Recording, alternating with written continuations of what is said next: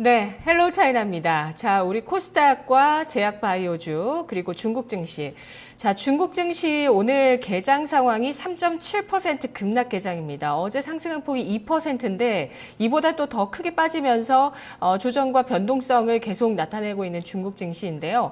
자, 이런 좀 조정 부분을 한 가지 요인이라고 보긴 좀 어려울 것 같습니다. 복합적인 요인이 현재 각 글로벌 시장 가운데 큰 폭의 어떤 변동성을 보이는 금융시장에서 나타나고 있는 것 같습니다. 자, 앞서서 제약바이오주의 조정에 대해서 코스닥의 조정 변동성 오늘 5% 나왔잖아요. 여기에 대해서 이제 그렉시트 우려가 많을까 이렇게 말씀드렸는데 그것보다는 현재 랠리를 보였었던 좀 과열됐던 측면이 일시에 해소되는 실적 시즌을 맞아서 일시에 해소되는 측면이 있다는 부분을 또 박영빈 대리가 얘기를 해줬는데요. 중국 시장에 대해서 좀 더 알아보겠습니다. 하나대투증권 김호균 과장입니다. 안녕하세요.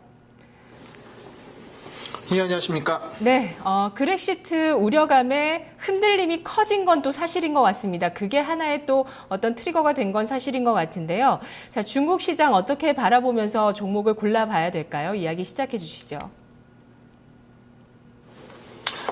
예, 전일 중국의 장중 흐름을 보고 있으니까 하루에 있는 그 움직임이 아니라 거의 최소 한 주 안의 움직임 변동성을 하루 안에 다 보여주는 느낌이었습니다. 굉장히 보는 중에도 이제 지치고 힘들었었는데요. 어떤 종목들은 어제 상한가로 시작해서 하한가로 갔다가 다시 상한가로 끝나는 어마어마한 변동성을 보여줬습니다. 이렇게 시장이 흔들릴 때 사람들은 뇌동매매를 하기 마련인데 왜냐하면 방향성을 파악하기 어려우니까요. 그럴 때일수록 시장에 대한 냉철한 판단이 이제 중요한 시점인 것 같습니다. 지난주 이제 상해 종합 차트를 보시게 되면 한번 여쭤보고 싶은데 6월 5,178포인트를 찍은 날이 언제인지 아십니까? 네, 2월 12일이라고 지금 차트에 나오네요. 아, 이때 팔았으면 참 좋지 않았겠습니까? 네, 현금 확보를 딱 하고 보유를 하고 있으면 얼마나 좋았겠어요?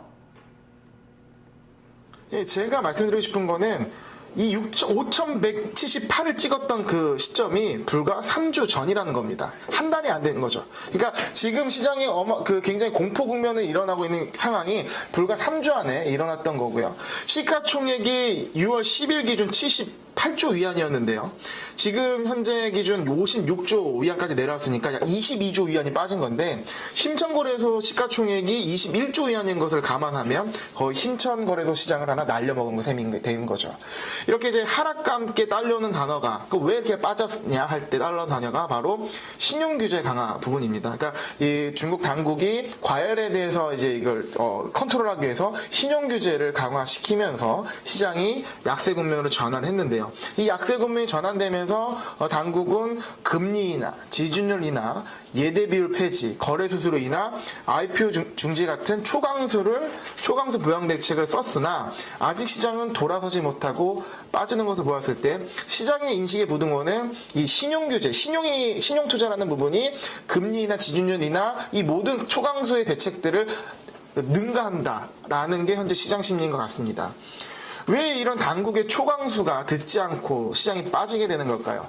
일단 첫 번째로는 저는 심리적 요인을 꼽습니다. 일단은 개인 투자자 비중이 상당히 높은 중국 시장에서 개인 투자 심리가 완전히 현재 패닉으로 빠져버린 상황이거든요. 그래서 심리가 돌아와야지만 일단은 부양책들이 먹힐 것 같고요. 두 번째는 이제 기술적 요인인데 이 기술적 요인은 차트 분석이 아닙니다. 이게 뭐냐면 현재 이 신용 투자 부분 규제가 강화되면서 지금은 기존에 그러니까 장외할 것 신용 투자의 부분에서는 상당히 지금 위축된 상황이고 장외로 그러니까 지금 제도권 밖에 있는 신용 투자는 지금 막혀진 상황에서 이 현재 투자된 자금들을 로스컷이 아니라 투자 자금을 이제 빼야 되는 상황이거든요. 그러면 내가 시장이 오른다는 판단, 그러니까 시장이 앞으로 오른다는 판단이 있음에도 불구하고 불가피하게 청산을 해야 그러니까 매도를 해야 되는 거죠. 주식을 팔아야 되는 거죠. 그렇기 때문에 현재 그런 신용 규제에 대한 해소 국면에서 시장이 지속적으로 하락하는 보여지고요. 이거는 좀 어느 정도 좀 이어질 걸 보여지고 이런 상황에서 이 신용 투자뿐만 아니라 사모펀드의 로스컷 그리고 외국인 선물 매도, 공매도가 함께 들어오면서 시장에 추가 하락이 일어났다고 생각이 됩니다. 이제 이런 레버리지 투자는 로스컷 이미 충분히 나왔다고 제가 생각이 되고요. 이제 흥미로운 화면 하나 제가 준비를 했습니다. 보시게 되면 전일 상해지수 종가 화면인데요. 어제 상해종합은 2.4% 상승으로 끝났습니다. 하지만 그 안에 면면을 살펴보면 굉장히 상이한 모습인데 금융주 위주로 이루어진 상해 A50 같은 경우에는 6.5%라는 상당히 높은 급등을 했죠. 하지만 그 블루칩 위주의 시장인 상해 380 같은 경우에는 어제 종합이 2.4% 오름에도 불구하고 3%가량 하락을 했습니다. 이게 뜻하는 말을 한번 생각해 보면 증시 부양 측의 수혜가 대형 금융주 위주의 혜택을 봐서 그 위주로 올랐고 일반 개인 투자들이 많이 투자한 신흥 블루칩 즉 상해 380 종목에는 아직 수혜가 오지 않은 상황이라는 거죠. 이 부양 측의 수혜가 이제 위에서부터 아래로 천천히 흐른다고 봤을 때 이제는 이제 그런 하락이 높았던 그리고 어제 반등을 못했던 상해 380 종목을 한번 더 봐야 되지 않겠냐 생각이 듭니다. 지금까지는 제가 조정장에 대비하는 종목을 한 3주 연속 말씀을 드렸는데 어제 시장을 보면서 이제는 좀 변곡점을 기대하는 시점이 아닌가라고 좀 생각이 들었고 그래서 과대 낙폭 종목에서 한번 골라보자라는 생각을 했습니다. 어제 장중한 때 하한가를 기록한 종목 중에 두 종목 정도를 제가 좀 많이 고려를 했는데요. 일단은 빠지기는 IT 업종이 제일 많이 빠졌습니다. 근데 IT 업종 특성상 이런 하락장에서 낙폭과대라고 해서 매수 들어가기는 좀 불안한 감이 있기 때문에 이제 해외 직구 관련주 중에 중해항공운수발전 헬로차에서 많이 소개됐던 종목이고요. 그 다음 종목이 탄탄한 재무제표가 매력인 네몬고 금우그룹 이 두 가지 종목 탑픽으로 생각을 했는데 네몬고 금우그룹 같은 경우는 제가 한 달 전에도 헬로차에서 말씀드린 종목이기 때문에 오늘 한번 다시 갖고 오게 됐습니다. 네. 자, 그러면 지금 3주 동안에 지수 자체가 엄청나게 빠졌고 시가총액도 진짜 엄청 많이 빠졌는데 아까 심천 그 주식시장 자체가 빠져나간 것과 같은 맞먹는 시가총액 감소세다 얘기를 해주셨는데요. 자, 이제 낙폭과대주에 들어가도 될 만한 시점이다라고 판단을 하셨어요. 그중에서 지난번에 소개해주신 네몬고 금우그룹. 백신 쪽을 하는 업체인데요. 자, 지금 이제 지수나 종목이 낙폭과대주를 들어가도 될 만한 시점이 됐다는 부분들을 좀 더 설명을 해주시면서 기업에 대해서 다시 한번 볼게요. 예, 저도 이 부분에서 말씀드리 상당히 조심스럽죠. 더 시장에는 빠질 수도 있는 거고 앞으로 미래는 모르기 때문에 하지만 그동안에 이제 하락 중에서는 조정장을 준비해야 된다고 말씀드렸던 데 반해 지금 이 정도 가격대 그리고 현재 증시 부양책의 느낌 그리고 레버리지 투자에 대해서 어느 정도 해소 국면이라는 것을 예상했을 때 이제는 변곡점을 좀 보아야 될 때가 아닌가. 그럼 변곡점이라면 가장 낙폭과대 중에서 골라야 되는 시점이다라고 생각하는 거고요. 일단은 뭐 다른 시장 같은 경우 우리나라 시장이나 미국 시장 같은 경우 조정이라는 건 훨씬 더 길 것입니다. 하지만 중국 시장의 그런 높은 변동성을 보았을 때 어제만 해도 하루 만에 거의 일주일 안에 움직일 진폭들이 하루에 다 나왔지 않습니까? 그러면 지금 3주 만에 상당 기간 조정을 받아야 할 움직임도 다 나올 수도 있다고 해석할 수 있을 겁니다. 그렇게 그런 시점에서 조심스럽게 이제는 낙폭과대주를 어느 정도 보아야 될 시점을 생각하고 하지만 그 전에 말씀드린 것처럼 조정장에 강한 종목을 같이 가정하는 상황이고 낙폭과대주로 이제 변곡점을 바라보면서 볼 가능성이 좀 많이 높아졌다 말씀드리고 싶습니다. 이 네몬고 금우그룹 그러니까 중국의 제약 바이오 기업인데 우리나라도 지금 제약 바이오 기업이 어떻게 시장을 주도하고 있다고 해도 과언이 아니죠. 일단 이슈를 먼저 보겠는데요. 해마다 중국발 항사처럼 들어오는 소식 중에 하나가 바로 구제역과 AI된 뉴스죠. 예, 구제역 같은 경우에는 이제 발굽이 발굽이 2개 이상으로 갈라진 동물에게만 전염되는 동물성 전염 질병인데 소양 돼지에 대해서 전염이 됩니다.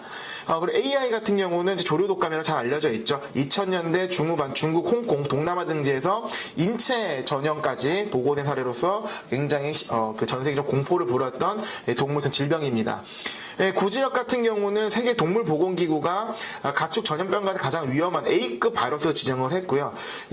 살처분 외에는 감염 전 백신 접종 외에는 방법이 없습니다. 그리고 AI 같은 경우는 치료법이 아예 없고 전염성도 높고 인체 감염으로 사망까지 발생한 굉장히 위험한 질병이죠. 최근에는 이 동물성 질병 중에 이제 메르스가 우리나라를 강타하고 전 세계를 공포에 떨게 했는데, 이 동물에서 전염되는 질병이라는 점 차원에서 이 동물성 질병을 다루는 게 얼마나 중요한지를 잘 이해할 수 있을 겁니다. 이 네모고 그룹이 이 동물성 질병에 대한 백신에 특화된 기업이고요. 그렇기 때문에 상당히 중요한 기업으로 인식하면 되실 것 같습니다. 중국 내 백신 시장은 한 7개의 기업이 농업부로부터 이제 구지역 백신 생산 기업 자격을 획득하고 있는 상황이고요. 상장 기업으로는 크게 중목실업, 금우그룹, 청강생물 등이 있습니다.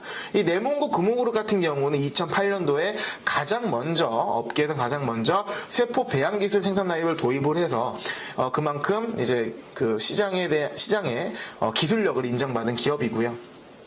이 기업은 사업 구성을 보게 되면 이 바이오 제약뿐만 아니라 부동산 개발과 캐시미어 섬유에서도 같이 영위하고 있는데, 사업 구성상으로는 바이오 제약이 거의 90% 이상을 차지하고 있습니다. 자회사인 이 네몬고 바이오 제약 같은 경우에는 이 백신 업체로는 업계 2위고, 그리고 구제역 백신 쪽에서는 시장 점유율 1위인 업체입니다. 지금 시장 점유율, 구제역 백신 시장 점유율 보시게 되면 49%로 가장 높은 점유율을 차지하고 있고요.